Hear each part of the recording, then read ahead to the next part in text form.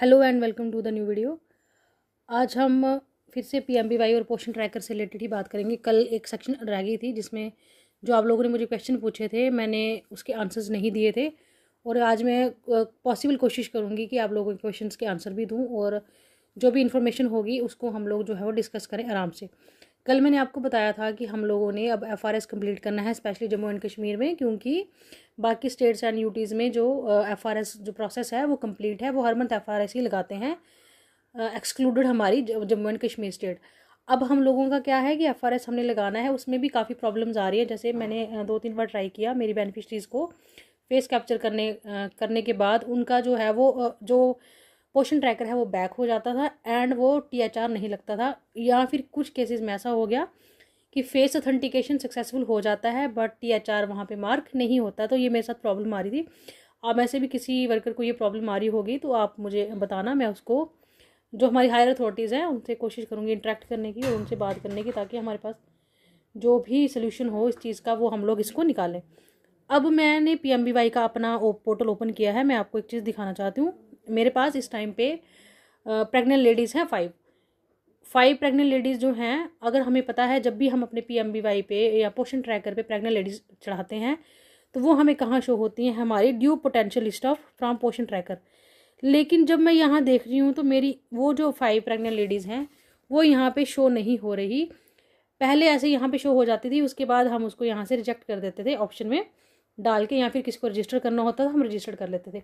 अब मेरी जो उसमें से 5 प्रेग्नेंट लेडीज़ हैं उनमें से 2 लेडीज़ ऐसी हैं जिनकी सेकंड प्रेगनेंसी है एंड 3 लेडीज़ की जो है वो थर्ड प्रेगनेंसी है। अब अगर हम प्रोसेस के अकॉर्डिंग देखा जाए तो अब वो मुझे बेनिफिशरीज़ यहाँ शो होनी चाहिए थी। उसके बाद जो मेरी नॉन एलिजिबल बेनिफिशरीज़ हैं उनको मैं यहाँ से हटा देती और जो एलिजिबल बेनिफिशरीज़ हैं उनको अपने पोर्टल पे रहने देती। तो अब क्या हो रहा है, मेरे पीएमबीवाई में वो नहीं दिख रहा। जैसा कि मैंने 2-3 बार देखा, मुझे लगा शायद एक दिन की प्रॉब्लम होगी या 24 घंटे के बाद शो होगा, वो नहीं शो हो रहा।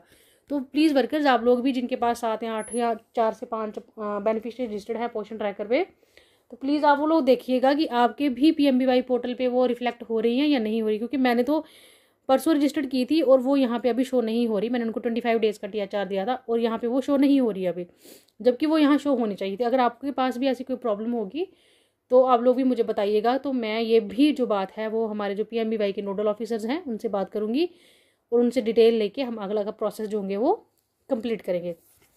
अब आ जाते हैं आप लोगों के क्वेश्चंस पे जो मुझे काफ़ी दिनों से जो है वो मिल रहे हैं क्वेश्चंस के। जैसे एक है हमारे पास क्वेश्चन आया है कि मैम जो पीएमबीवाई की आईडी है, enrol beneficiary first and second child 0 दिखा रहा है और बेनिफिशरी आईडी सर्च पे करें तो नो डाटा फाउंड आ रहा है, ऐसा क्यों है? अगर आपने बेनिफिशरी इनरोल्ड की है फर्स्ट और सेकंड कुछ भी किया है, आपने 0 दिखा रहा है आपका, हो सकता है कई बार जो अगर ऐप पे दिखा रहा होगा तो ऐप की ऑथेंटिकेशन की गारंटी नहीं लिखती। अगर क्रोम पे दिखा रहा होगा तो आप लोगों ने क्या करना है, क्रोम को रिफ्रेश करना है, आईडी को लॉग आउट करके फ़ोन को री इंस्टॉल करना है। उसके बाद दोबारा देखना, अगर यहाँ फिर से वही चीज़ शो हो रही है तो आपने प्री रजिस्टर वाले ऑप्शन को भी चेक करना है। उसके बाद अपनी सुपरवाइज़र को बताना है कि आपके जो पेज है उस पर ये चीज़ आपको नहीं दिख रही, उसका क्या रीज़न है। कई बार क्या होता है टेक्निकल एरर की वजह से भी जो है वो नहीं दिखता है। उसके बाद है कि मैम अक्टूबर मंथ से पीएमबीवाई का पेमेंट जो है वो प्रोसेस में ही चल रहा है, तो बेनिफिशरी जो है उनको पूछते हैं, बिल्कुल बेनिफिशरीज पूछते हैं। मैंने भी, मेरी एक बेनिफिशरी है उसका जनवरी से जो है वो प्रोसेस में चल रहा है। जब भी हम इसके बारे में बात करते हैं तो ये हमें यही आगे से जवाब आता है कि भाई आप हमारे यहाँ से जो काम था वो हमने फिल कर दिया है, अब जो एक्शन है वो हायर अथॉरिटीज़ के ऊपर होगा। वो हायर अथॉरिटी जब भी डिले करेंगी या जब भी डालेंगी वो पेमेंट आ जाएगी। तो होप्स हो कि हमारी जो पेमेंट प्रोसेस है वो नेक्स्ट ईयर आ जाए, यानी कि 2026 में आ जाए, क्योंकि काफ़ी टाइम से पैसा होल्ड पे है। तो बड़ी सारी बेनिफिशरीज का नहीं आया। मैंने बेनिफिशरीज अगस्त में रजिस्टर्ड की थी, उनका भी अभी तक कोई भी पैसा नहीं पड़ा है। पेमेंट प्रोसेस में है बट पैसा किसी का भी नहीं पड़ा। इसके बाद आ गया कि ऐप के बारे में जानना है। बिल्कुल ऐप के बारे में मैं बताऊंगी। ऐप में अगर आप लोगों को ऐप इंस्टॉल में प्रॉब्लम आ रही है, आप लोगों ने क्या करना है, इसका एक सोल्यूशन है कि ऐप जो है वो आप बोल रहे हो ना कि चलती नहीं है, आपने ऐप पे जाके पासवर्ड नया क्रिएट करना है और वही पासवर्ड आपने क्रोम पे लगाना है। क्योंकि जो हम कई बार पासवर्ड लगा रहे हैं वो ऐप उठाती नहीं है। तो मैं पर्सनली बता रही हूँ मैंने कैसे किया। मैंने ऐप के ऊपर जो पासवर्ड लगाया, उस पासवर्ड को नोट करके वही पासवर्ड मैंने क्रोम पे लगाया उसके बाद वो जो ऐप थी मेरी काम करना शुरू होगी, फिर भी मैं उसके ऊपर डिटेल में आपको बताऊंगी कि उस पर कैसे काम कैसे करना है, क्योंकि अभी मेरी ऐप कल या परसों से ओपन हो रही है और उसकी ऐप में हम स्क्रीन रिकॉर्डिंग नहीं कर सकते, उसके लिए हमें दूसरे डिवाइस की ज़रूरत पड़ती है।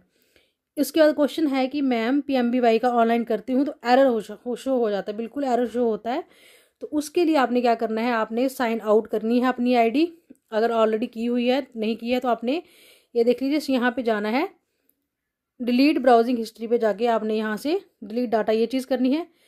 अब आप लोग देखिए मेरे पास मेरे कितने सारे पेजेस खुले हैं, ये इतने सारे पेजेस खुले हैं, इन सभी पेजेस को मैंने क्या करना है, क्लोज़ करना है। बिल्कुल सभी पेजेस को यहाँ से मैंने क्लोज़ कर दिया। जब भी मैं अपने जितने भी पेजेस होंगे इनको मैं सबको क्लोज़ करूँगी। क्लोज़ करने के बाद हमने दोबारा से जो होगा वो PMBY को जो है वो इन जितने भी पेजेस हैं हमारे, कई बार क्या होता है कि बड़ा ज़्यादा डाटा जो है वो हमारा बिजी रहता है, जिसकी वजह से भी हमारा जो कम है वो नहीं होता। तो हमने क्या करना है, यहाँ पे जाके जो भी हमारे पेजेस एक्स्ट्रा हैं क्लोज़ करके हमने उसको जो है वो रिफ़्रेश करना है, उसके बाद इंस्टॉल करना है। एरर आ जाता है फॉर्म सबमिट होने के बाद, उसके दिक्कत यही है कि जो हमारा फॉर्म है या जो हमारी साइट है वो बिज़ी है, इसलिए हमने उसको रिफ़्रेश जो है वो बार बार करते रहना है। इसके बाद आगे ऐप जो है वो OTP लगाते ही ऐप बैक चली जाती है, वही मैंने आपको सोल्यूशन बताया। आपने पासवर्ड जो है वो उसको पहले तो डिलीट कीजिए, ऐप को दोबारा इंस्टॉल कीजिए, अगर नहीं फिर भी उठा रहा तो पासवर्ड को चेंज कीजिए ऐप के ऊपर, फिर वही पासवर्ड आपने क्रोम पे लगाना है। उसके बाद आ गया हमारे पास सीनियरिटी लिस्ट का, बहुत इंपॉर्टेंट क्वेश्चन है। हाँ, सीनियरिटी लिस्ट का हो सकता है बाकी प्रोजेक्ट्स में चल रहा हो, बट हमारे प्रोजेक्ट में अभी इसके बारे में हमें कोई डिटेल जो है वो नहीं मिली है, बट वेरिएशन है सीनियरिटी लिस्ट में। अब वो आई डोंट नो कि कैसे वर्क करती है सीनियरिटी लिस्ट, बट मेरे अकॉर्डिंग ये होता है कि ज्वाइनिंग के अकॉर्डिंग आपका जो है वो डिपेंड करता है कि आपने कब ज्वाइनिंग की थी और किस हिसाब से आप लोग जो है वो काम करते हो, एंड उसका वर्क ऑफ एक्सपीरियंस इसमें शायद काउंट नहीं होता है, इसमें आपकी जो है वो ज्वाइनिंग जो है वो इम्पॉर्टेंट होती है। एंड एक होता है क्राइटेरिया मैट्रिक लिस्ट पे, यानी कि जो 10th पास हैं, एक ग्रेजुएशन लिस्ट पे होता है। तो अब जब हमारे यहाँ पे लिस्ट आएगी तो मैं क्लियरली तभी आपको बता पाऊँगी कि किस हिसाब से जो है वो प्रमोशन देंगे। जहाँ तक मैं मानती हूँ कि अब क्योंकि वर्कर जो जिस हिसाब से काम है, उन सभी लेडीज़ को प्रमोशन मिलनी चाहिए जो सबको समझा सकते हैं, सबको काम दिखा सकते हैं, क्योंकि ये काम ऐसा है, ये टेक्निकल काम है और इस काम के लिए अभी हम ऐसे हैंड ओवर नहीं कर सकते काम की, पहले जैसे रजिस्टर्स पे होता था अब ऑनलाइन है। तो जैसे ही लिस्ट के उस बारे में होगा तो मैं आप लोगों को बता दूंगी। एंड एक मैम ने बोला था कि उनकी जो ग्रेजुएशन है वो 3 साल हो गए कंप्लीट हुए, पर उनको जो है वो मैट्रिक लिस्ट में डाला है, तो वो शायद इसलिए डाला होगा क्योंकि उन्होंने जब हमने ज्वाइनिंग की होती है उस टाइम पे हमारी क्या क्वालिफिकेशन होती है, कभी कभी वो चीज़ को भी वो जो है वो इम्पोर्टेंस देते हैं। एंड मेरे साथ भी ये इंसिडेंट हुआ था जब मैंने अपनी ग्रेजुएशन कंप्लीट की थी, तो मैं अपनी ग्रेजुएशन डिग्री जब सबमिट कराने ऑफिस में गई थी तो मुझे यही आंसर मिला था कि आपकी ग्रेजुएशन वैलिड नहीं है।